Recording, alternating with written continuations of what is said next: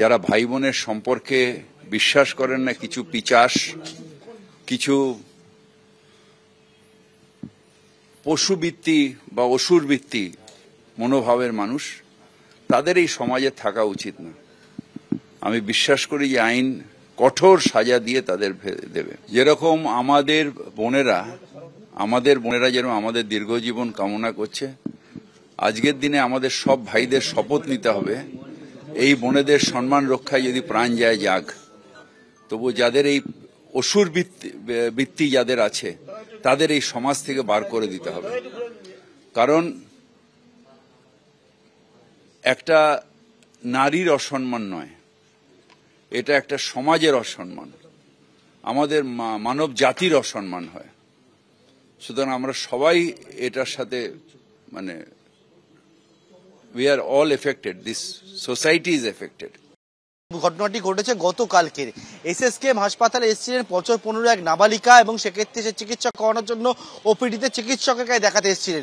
পরিবারের লোকজন যখন টিকিট করাতে ব্যস্ত, তখন অভিযোগ যেটা যে এসএসকেএম হাসপাতালের মধ্যে অমিত মল্লিক নামে একজন যুবক, বছর 34-এর, সে হচ্ছে গ্রুপ ডির স্টাফ ছিল, যেমনটা জানা যাচ্ছে শম্ভুনাথ পণ্ডিত হাসপাতালে আগে, এবং তার জন্য এই গ্রুপ ডি স্টাফেদের যে ড্রেস হয়, ইউনিফর্ম হয়, সেই ইউনিফর্ম সে পরেছিল এবং সেইটা পরে এসএসকেএম হাসপাতালে এসেছিল। কারণ শম্ভুনাথ পণ্ডিত হাসপাতালে যারা কর্মরত থাকে তারা কিন্তু এসকেএম হাসপাতালে আসে, এবং সেইটা পরে যখন কালকে সে থাকে, তখন এই নাবালিকাকে সে হচ্ছে কথার অছিলায় ভুলিয়ে নিয়ে গিয়ে ট্রমা কেয়ার সেন্টারে সেখানে নিয়ে যায় বলে অভিযোগ, এবং তারপর সেখানে শৌচাগারের মধ্যে নাবালিকাকে নিয়ে গিয়ে সেখানে তাকে কিন্তু যৌন নির্যাতন করে বলে অভিযোগ। এবং গোটা বিষয়টি জানার পরবর্তীকালে ওই নাবালিকা চিৎকার করে নিরাপত্তা রক্ষীরা জানতে পারেন, যারা উপস্থিত পুলিশ কর্মীরা তারা জানতে পারেন এসকেএম এর যে আউটপোস্ট রয়েছে সেই আউটপোস্টে নিয়ে যাওয়া হয় নাবালিকাকে, তার পরিবারকে, এবং সেই এসএসকেএম আউটপোস্ট থেকে বর্তমান যে জায়গায় দাঁড়িয়ে রয়েছে ভবানীপুর থানায়, সেই ভবানীপুর থানা পুলিশের কাছে খবর যায়, অভিযোগ দায়ের হয়, এবং এই অভিযোগ দায়েরের পর গতকাল রাত্রেবেলা প্রগতি ময়দান থানা এলাকার ধাপা থেকে অমিত মল্লিক নামে বছর 34-এর এই যুবককে গ্রেপ্তার করেছে।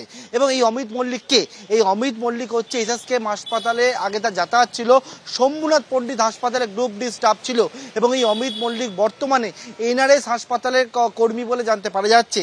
এবং সেক্ষেত্রে যে প্রশ্নটা বারবার করে উঠছে সেই প্রশ্নটা হচ্ছে নিরাপত্তাটা, যে প্রশ্নটা বারবার করে উঠছে সেই প্রশ্নটা হচ্ছে যে চিকিৎসক থেকে শুরু করে, চিকিৎসা কর্মী থেকে শুরু করে, রোগী থেকে শুরু করে একেবারে নাবালিকার হাসপাতালের মধ্যে তাকে যৌন নির্যাতন চালানো হচ্ছে বলে অভিযোগ। এবং এই ঘটনার পর অভিযুক্তের বিরুদ্ধে পক্সো আইনে মামলা রুজু হয়েছে।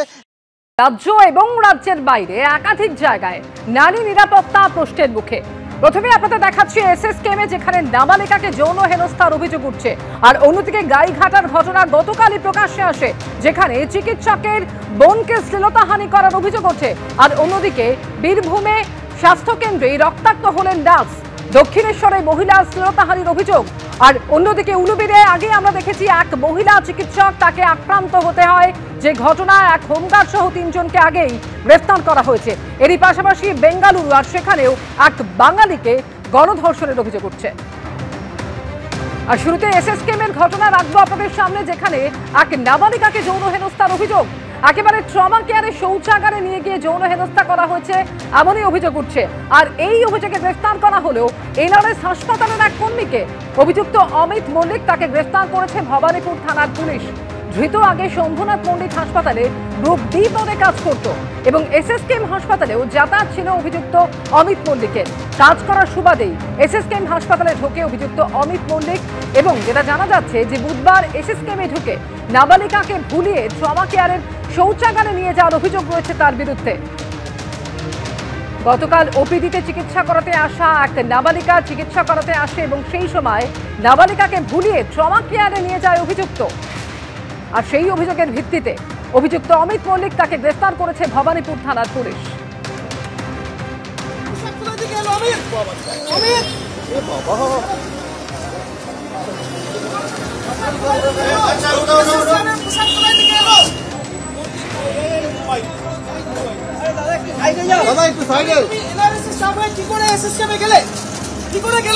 তোমার কাছে পোশাক কোথা থেকে এলো?